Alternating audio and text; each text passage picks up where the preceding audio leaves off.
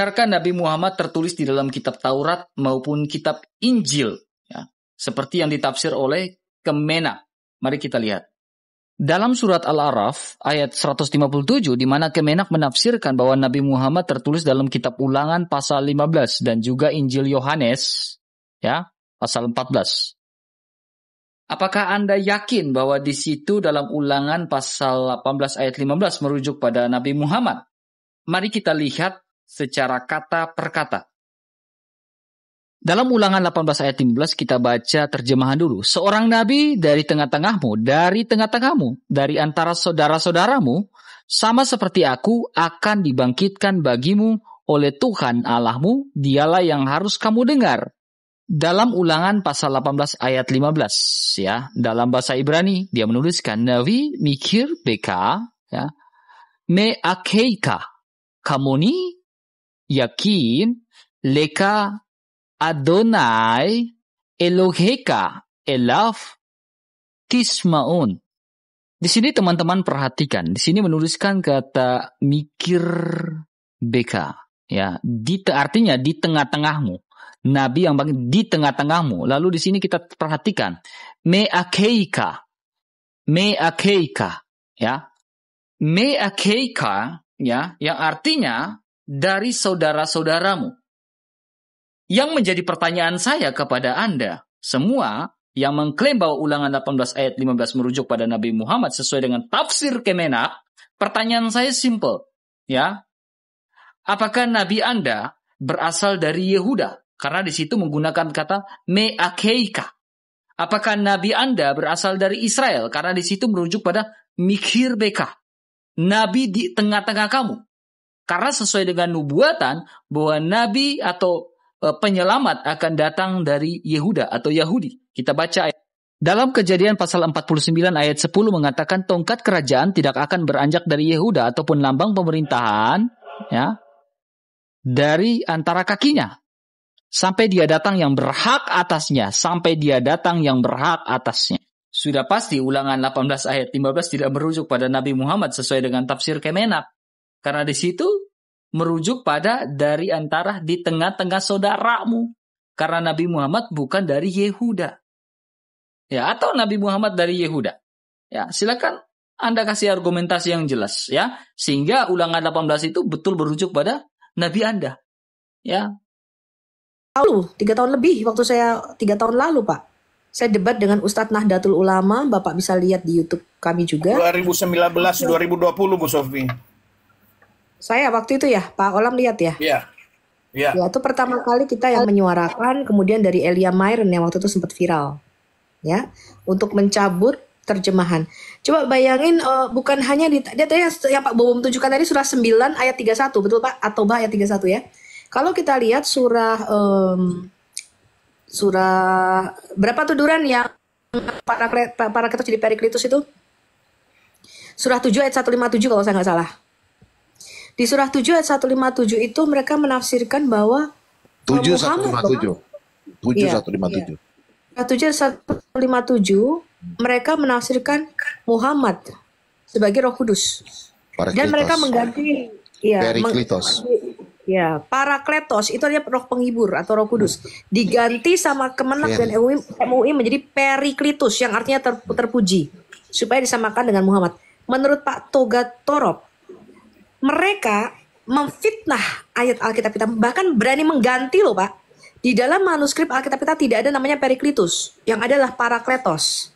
Menurut Pak Toga ini keterlaluan nggak Pak pemerintah Indonesia? Ya, menurut saya sih gini. Jadi mungkin orang yang menerjemahkan itu nggak paham, itu pertama. Terus yang kedua juga mungkin pemerintah pusatnya itu pemimpinnya juga mereka nggak Bukan aware. menerjemahkan Pak, mereka mengambil ayat Alkitab. Mungkin mereka ini belum pernah lihat nih teman-teman orang Kristen. Coba Bu Winef bukakan surah 7 ayat 157 tafsirnya Bu. Begini Pak Toga ya, nanti sambil Bu Winef buka, Bapak dengar. Kalau mereka menafsir Nasrani, Yahudi tidak apa-apa. Tapi ini sudah jelas-jelas menyakiti kita sebagai pemeluk agama. Kan Undang-Undang Dasar apa? Kita berhak memilih kita berhak memilih agama masing-masing kan? Kepercayaan masing-masing kan? Ya. Nah, di sini tertulis Kristen, Katolik, Iya, makanya Ortodoks. saya kaget tuh bacanya tuh. Oh, Nah, bukan itu hanya sudah ini. namanya.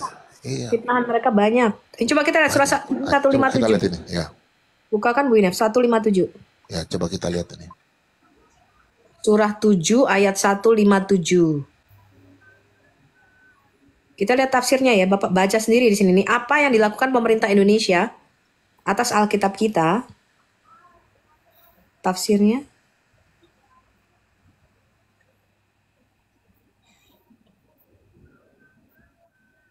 Coba itu yang ada ayat-ayat Alkitab yang diambilnya Bu Inef tuh. Bawahnya mana tadi? Kedatangan Nabi Muhammad telah diberitakan dalam Taurat dan Injil. Lihat nih, mulai dari yang fokus dulu. Kedatangan Muhammad sebagai Nabi dan Rasul penutup diisyaratkan di dalam Taurat. Dia ngambil Alkitab kita nih Pak. Kejadian 21 ayat 13, 18, Ulangan berapa itu? Ulangan 18 ayat 15, Injil Yohanes pun diambil Pak. Dan mereka menuduh Alkitab kita dipalsukan. Bapak tahu nggak setiap kali musim naik mengatakan Alkitab kita dipalsukan, tapi ayat-ayat Alkitab kita diambil Pak. Untuk menafsirkan Quran. Bukan hanya itu, kita lihat ayat bawahnya ya. Turun Bu Inef. Kita lihat nih apa yang pemerintah Indonesia lakukan terhadap kami. Yahudi dan Nasrani bababa. Mana tuh yang diambil ayat-ayatnya di dalam Alkitab kita, turun. Hal ini menunjukkan bahwa orang-orang yang dinobatkan oleh Tuhan itu akan timbul dari saudara-saudara Bani Israel. Tetapi bukan dari Bani Israel itu sendiri. Mereka berani loh Pak menafsirkan ayat Alkitab kita. Ulangan 18 ayat 18 sampai 21. Mereka menganggap ini nubuatan dari Bani Ismail. Pada jelas itu dari antara orang Israel. Tidak ada nabi di luar Israel. Ya, mereka menarik nubuatan ini untuk si Ismail. Kenapa? Karena mereka menganggap bahwa Muhammad ini turunan daripada Ismail, padahal nggak ada dasarnya. Coba turun lagi Bu. Nabi Muhammad jelas keturunan Bani Ismail. Ini kebohongan besar. Ya, saya bisa buktikan itu. Lihat ini. Kemudian di dalam kitab Kalnes, nggak tahu nih kitab apa tuh Kalnes. Kalnes, bayangin. Apa pula tuh kitab Kalnes? Terdapat kata yang seperti engkau. Ini pembohongan publik ini Pak.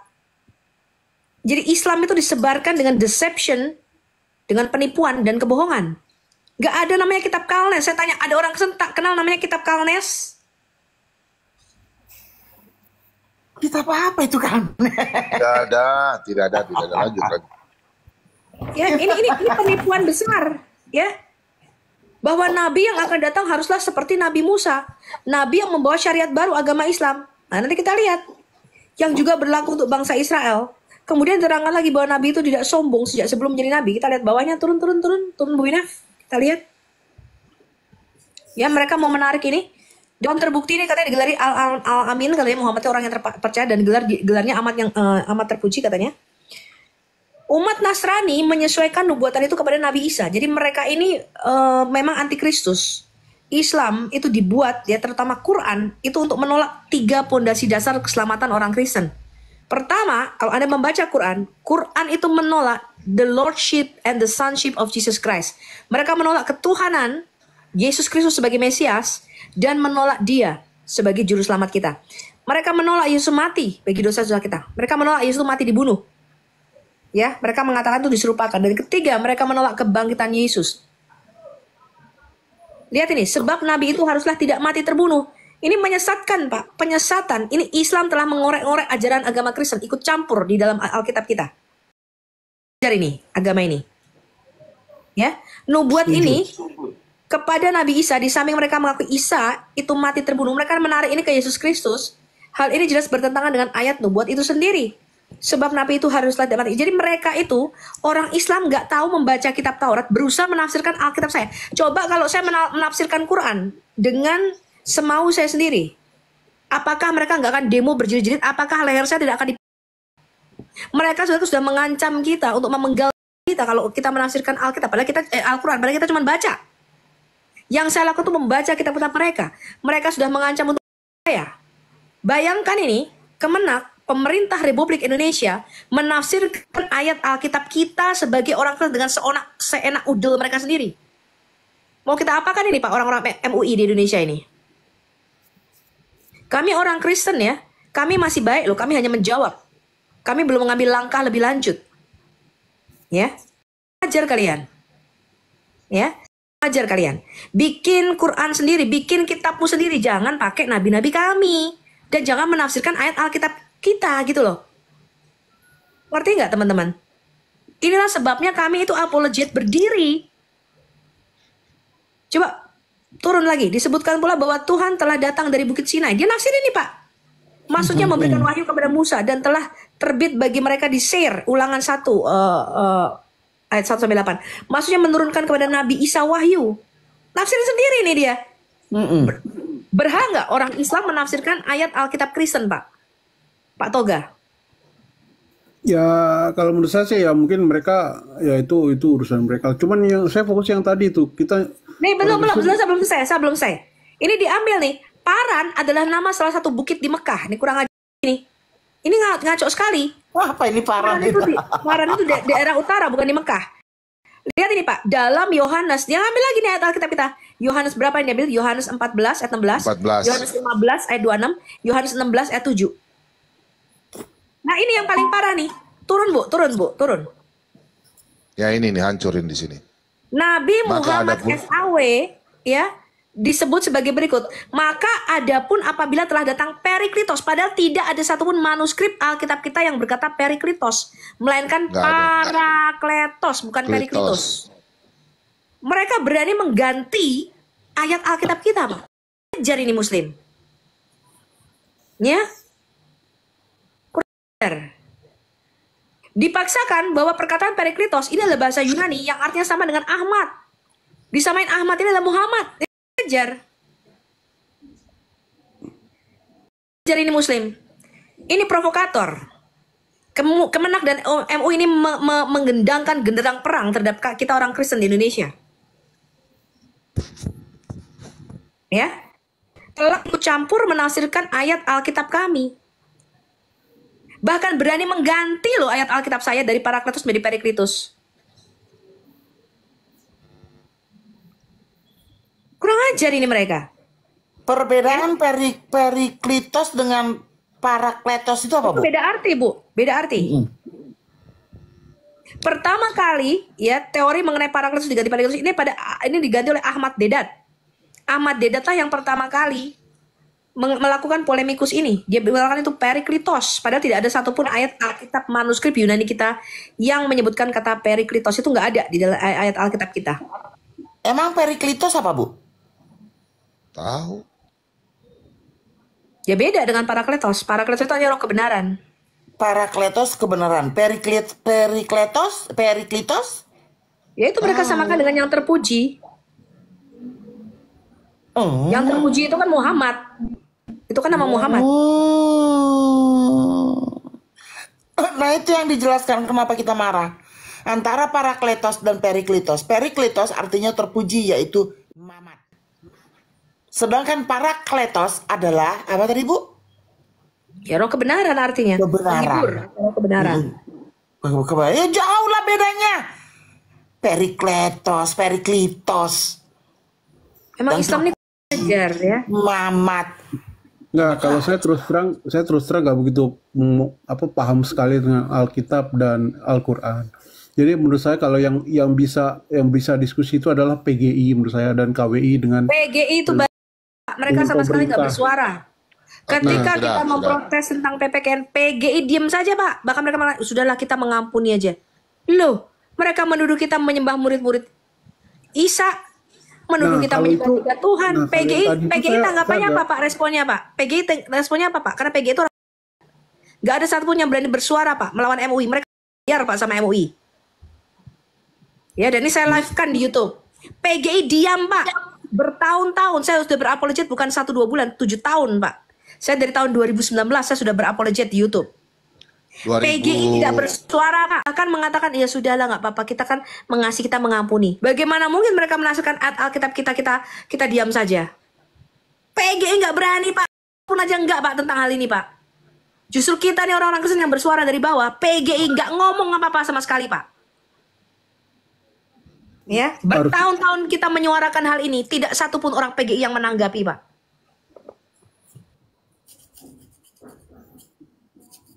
Ini ada Pak Roy. Kalau saya sih concernnya yang tadi itu tuh, yang menyembah itu tuh, saya itu secara personal ya kalau menurut saya itu. Kalau yang penafsiran itu ya saya nggak dalam kapasitas itulah. Tapi kalau saya dibilang menyembah itu saya agak apa ya? Bukan agak, marah lah. Memang Islam itu agama suri, teman-teman. Ya, kata para kletos mereka tidak tahu artinya, nubuatan mereka tidak ada di dalam Quran. Nyomot ayat Alkitab, memang mereka suri. Nggak bisa berdiri di atas Qurannya sendiri. Masalahnya jangankan murid-murid, teman-teman Isa, murid-murid Yesus pun kita tidak sembah. Iya, makanya itu yang Udah keterlaluan. Udah. Kalian mau lihat lawak-lawak?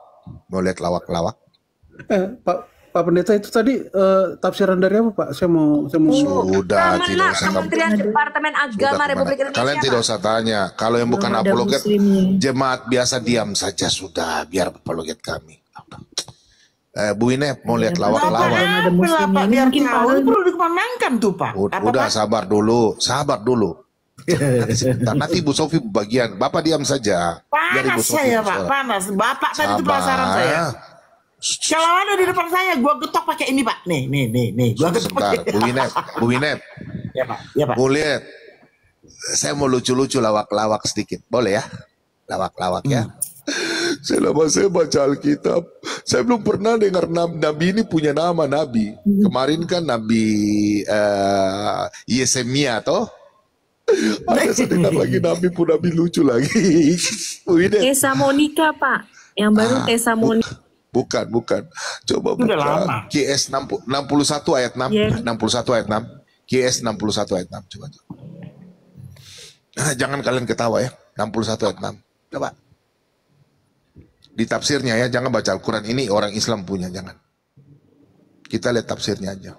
Ayat 6. QS 61. Iya, ayat 6. Ayat 6. Ya, kita baca tafsirnya saja. Oke, kita buka. Ada Nabi Habakuk. Sejak kapan mereka mengenal Nabi Habakuk ya? Ini ayat Alkitab. Kena Pak Bom. Kena lagi. Kena itu. Oke, terus ke bawah ada tertulis Nabi Habakuk, Bu Ida. Ada sudah. Oke, terus ke bawah pelan-pelan. Kitab Habakuk 3 pasal 3. Ke bawah. Di sebelah kiri nanti tulisannya. Di sebelah kiri, Bu, sebelah kiri. Terus. Panjang sekali mereka tafsir ini. Banyak banget ini. Ini terus lagi. Hagar katanya dijadikan istri. Hagar tidak pernah menjadi istri daripada Abraham, ya. Hagar tuh budak. Iya.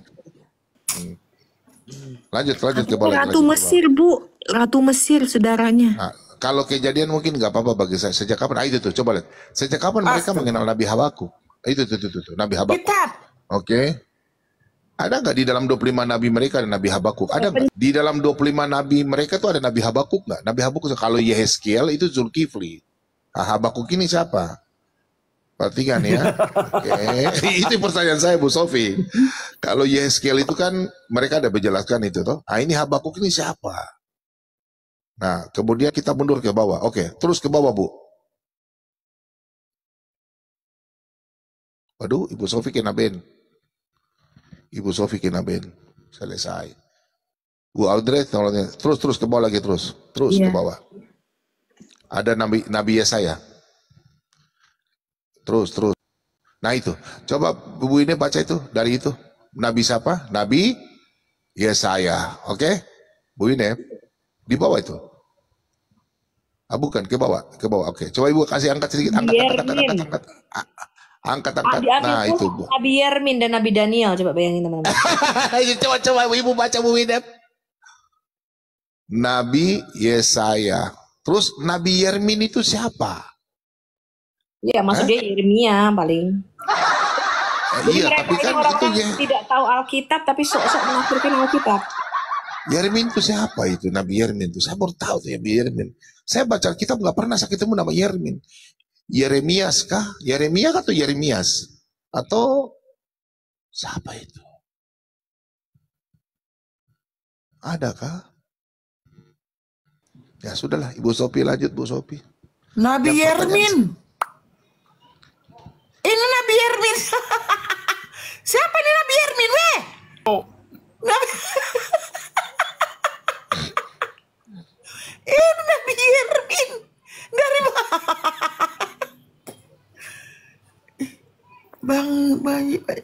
Jangan. Di kitab mana katanya? Biar tuh. Kemudian diterangkan bahwa Nabi dan Rasul bernama Ahmad lahir dengan membawa dalil-dalil yang kuat serta mujizat-mujizat. Nggak ada begitu dalam Alkitab kita. Jadi Islam ini memang disebar. Ada namanya ini. Disebar.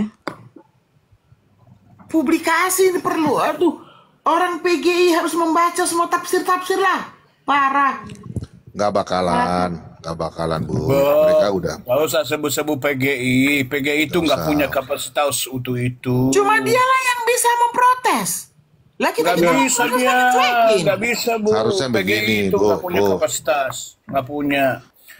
PGI itu hanya berguna untuk menasihati orang-orang Kristen. Gitu. PGI itu hanya untuk menekan orang-orang Kristen, bukan memperbaiki kebenaran, Bu. Jadi jangan salah-salahkan PGI. PGI nggak berani kalau sama Muslim, Bu. PGI itu diutus Ini ada untuk tamu ini. menekan Roy. kekristenan. Pak Roy Muslim Kristen. Pagi, siang Pak. Pak. Ya orang lagi ngomong jeroco si ki bocah ya. Pak Roy. Pak Pendeta, sorry Pak Pendeta. Tadi tafsir apa Pak Pendeta? Kalian gak usah tahu kalian bukan apologet. Gak usah Pak, biarin aja. Enggak, saya merasa berdosa Pak kalau saya nggak sampaikan Pak. Itu aja sih Pak. Bapak buka aja. Kalau dia mau mendengar atau tidak itu urusan kedua Pak Pak. Toga buka Quran.kemenak. Oh ya udah, oke deh. Jadi klik tafsir itu dari Kemenak gitu. Download. Begitu kita nonton, buka ini. Saya begitu loh. Saya Buka sudah ini, walaupun saya bukan. nggak ada di Komal. Walaupun saya nggak ada di Komal. Saya bukan download lagi. Saya udah download, saya sudah simpan. Mati dan itu tidak bisa hilang. Bukti. Kalau download kan bisa besok kan bisa perubahan toh, bisa hilang toh. Saya tidak. Saya sudah download, saya sudah simpan dalam file. Saya tidak pernah perbaharui, Pak. Tapi tak perbaharui juga. Ada lagi yang mau ditanyakan nggak ya? Ini ada yang mau naik. Pak Pendeta dan semua terima kasih, Tuhan berkati. Makasih Ya, Pak. makasih Pak Toga. Iya. Saya cuma tanya satu saja. Kalau besok saya ditanya, saya cuma tanya satu saja. Keadilan sosial bagi seluruh rakyat Indonesia. Saya cuma tanya itu saja. Itulah yang tidak akan kita dapat, Pak. Iya, saya cuma tanya itu. Lagi ajaran-ajaran mereka ini seperti ini, kita tidak akan dapatkan di rumah itu. sendiri aja dilarang kok. Ada mana ada keadilan sosial bagi seluruh Iya, rakyat? kita nggak akan kita itu, dapatkan. Saya Karena cuma ajaran tanya di mereka situ memang saja. seperti itu. Jadi yang kita bicarakan ini bukan oknum teman-teman, tapi ini masuk dalam ajaran mereka. Nih lihat ini. Memang ajarannya. Dulunya Al-Quran itu tidak akan bisa tidak akan masuk di akal. Betul.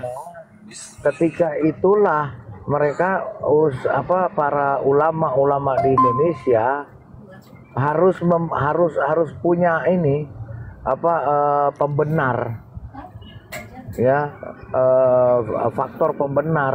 Dari mana faktor pembenarnya? Ya ambilnya dari Alkitab.